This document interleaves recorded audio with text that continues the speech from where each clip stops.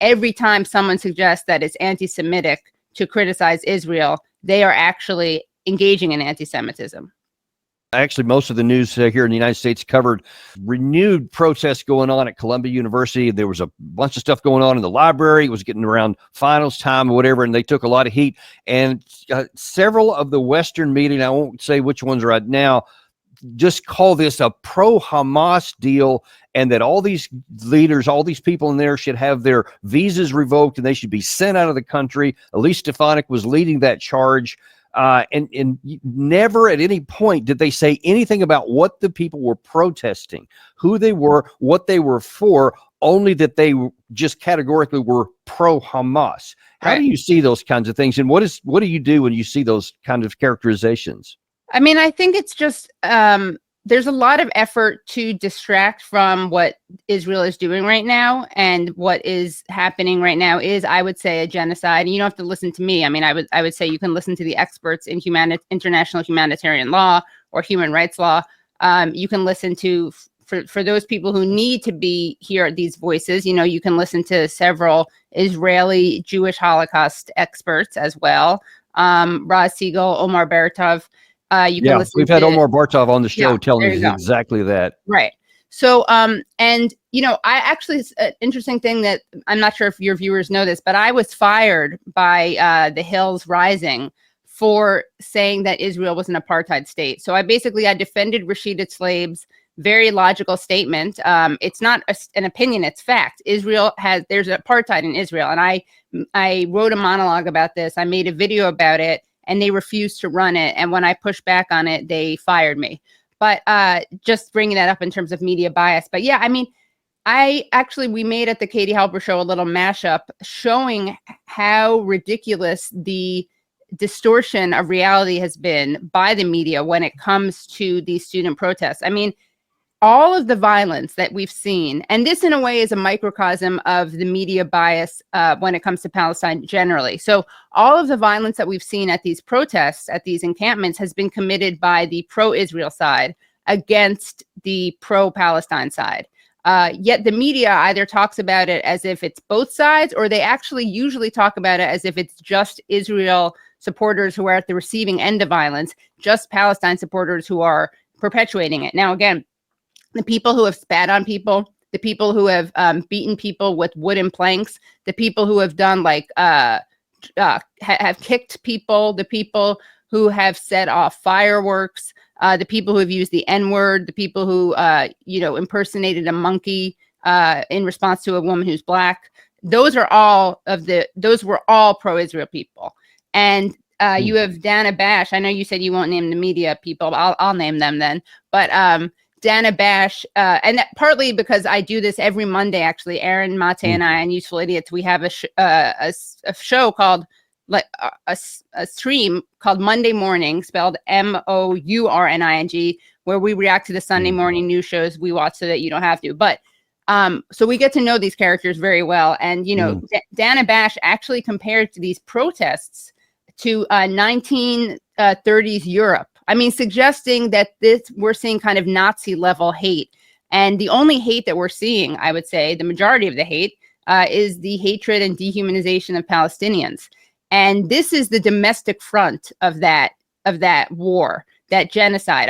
There's no genocide here. I mean, there was historically, but not now. I want to try to be careful. I'm not equating those two things. What we're seeing in Gaza is a genocide, but this is the domestic front of that same battle. And so when your government, in our case, our government, is supporting a genocide, they can't really tolerate any protests of that genocide. So they have to make the people protesting that genocide look like anti-Semites, or look like terrorists or terrorist supporters, because the truth is, what they are is they're people who don't want to see children, women and men. That's a whole other issue, you know, this idea that if they're men, they don't count or something. But they don't want to see women and children are especially bear the brunt, especially, you know, and seeing images of children's bodies in bags. This is what the people at these schools who are protesting are fighting against, not against Jews. And again, if anyone needs evidence of this, I mean, look at this, the big Jewish population, the big Jewish presence at all of these encampments, and they had Shabbat dinners at Columbia University. I've had the students, the kids from Columbia on my show, and they're great. They're great people. They care about suffering, and they are. Some of them are Palestinian. Some of them are Jewish. I had a really fascinating student. His name is Aharon. He actually, listen to this. He's from California. He and his family moved to the West Bank. They were settlers. He realized that what Israel was doing was indefensible. He went to jail. He's now at Columbia, and he's a good friend of Mohsen Madawi, the second Palestinian student at Columbia, who they tried to deport. He's been freed. Mahmoud Khalil has not, but he came on my show and he, defended Mohsen, and it was just a fascinating trajectory to hear about this young man's trajectory. So, is it? I don't. Possible might be the right word. Actually, different question. So one of the other things that has been in the news on that report I just mentioned that I saw a second ago, a few days back, the comment was how scared some of the Jewish students are and how afraid they are to be able to go to class or whatever. But I'm sure that there's probably some truth to that.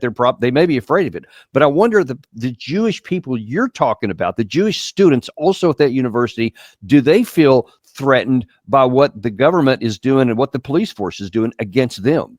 Yeah, I mean, that's the irony. People, again, and this goes back to the danger of conflating all Jews with Israel supporters and presenting this monolith of Jews, right? As if we're this one group and we don't have any differing opinions. I think that when they talk about Jewish student safety, I'm always like, well, maybe, yeah, there are some concerns because some Jewish students have been thrown to the ground by police. Some Jewish students have been pepper sprayed or sprayed with some chemical, as is the case in Columbia. Now, again, I don't care about Jewish students more than I care about non-Jewish students, but it's worth noting because for those people who constantly talk about the Jewish students, Jews as this monolith, I think it's important to say, yeah, there are safety issues when it comes to Jewish students, but it's not the Israel supporter students. There's been no violence towards them. There's only been violence towards the Palestine supporting Jews and the Palestine supporting students in general. I've had people on the show who were thrown to the ground, who they've been evicted from their housing. They've been expelled by Columbia, and there's footage of her, this young woman, literally thrown to the ground. And then by police officer. There were all these lies that were spread about who was there. It was so embarrassing. They presented this chain. They showed the media a chain. Someone from the NYPD dropped a chain dramatically during a press conference to show the kinds of weapons that these kids allegedly had. This chain is a chain that people use for their bicycles. Just like an example of how irresponsible they are. They talk about outside agitators. I mean, there's a real playbook, though. They did this with Martin Luther King also, right? Martin Luther King was funded by the Communist Party. He was working for the Russians. I mean, it's the same thing. Whenever they don't like what you're doing, they say it's outside agitators. And I've been so moved, honestly. When I went to the Columbia's campus, I saw Jewish students who had chained themselves, speaking of chains, chained themselves to the gates and to protest the treatment of Mahmoud Khalil. I saw a Palestinian student who was there. So they were in solidarity with Mahmoud Khalil. Then there was a Palestinian American student there in solidarity with them. It was really, that's the type of thing that gives me hope, is seeing young people stand up, say, young Jews say not in our name, and young people of all backgrounds. And of course, seeing Palestinian American students whose people are being wiped out, literally. I mean, they are being exterminated. There's no doubt in my mind that Israel is engaging in genocide. But seeing these students have to fight for their kind of dignity and humanity here, and also knowing that they, in many cases, have family members who are either, whether they're in Gaza and being killed, or in the West Bank and being killed, which is another issue, which is, this myth that it's all about Hamas. If that were true, they wouldn't be killing people in the West Bank. Yeah. So, Before we shift on to the primary target here of today's episode, I want to ask one more question because I think it's really important. There has been a number of, in Israel, I'm talking about a number of, and quite a few protests against the Netanyahu government.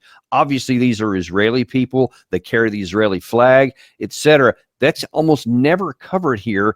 And I wonder if you could explain a little bit from a Jewish perspective for Jews who love Israel but do not like the government and these policies. Sure. So I should be honest that I'm not a Jew who loves Israel but doesn't like these policies.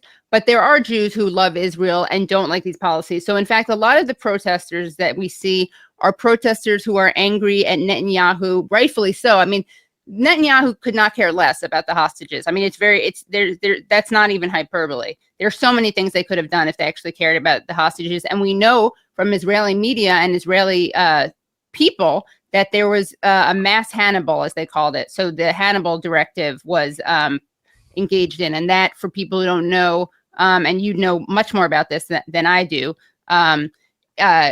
that is when you kill your own soldiers in order to prevent them becoming hostages, because that way you don't have to negotiate. But there are people who are mad at Netanyahu. There are a couple levels. There are the people who, sadly, I would say, the majority of people in Israel think that there's the force that's being used by Israel is either not enough or is the right amount.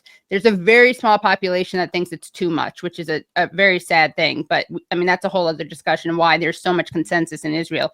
So, but there are two levels of people who are protesting, I would say. Three. There are some people who are actually, very small group of people, see Palestinians as human beings with human rights and don't want them to be killed. Then you have people who are mad at Netanyahu because he's not negotiating to free the hostages, because he didn't protect people on October 7th, because the soldiers who should have been keeping that people there safe were basically defending violent settlers at the West Bank. So you have those types of people. And then you have people who I think, are generally critical of Netanyahu politics, but not particularly because of his treatment of Palestinians. But I would definitely say you don't have to be. What I would say is I'm someone who's I'm not an Israel supporter in any way, but I would say there are plenty of Israel supporters in Israel and here who are critical of Netanyahu. And I actually think like anyone who cares about Israel or Israelis should be horrified by what Netanyahu's doing. Right. And I would probably fall into that category. As I've been saying from the beginning, from the very beginning, that they went into Israel, into Gaza, that Netanyahu had put his country on a military path that can never succeed and is laying many, many seeds of future probably violence and chaos for his own country. He's not going to solve anything about this. Right. But the bottom line, I guess I want to get here is that kind of reinforce something you said, is that there is no Jewish monolith. There are views all over this, is even you yourself experience some different levels of things. And so we need to stop just saying, no, the Jews think this, because then that doesn't exist. So exactly. I appreciate you bringing that up and making that very clear to the audience here.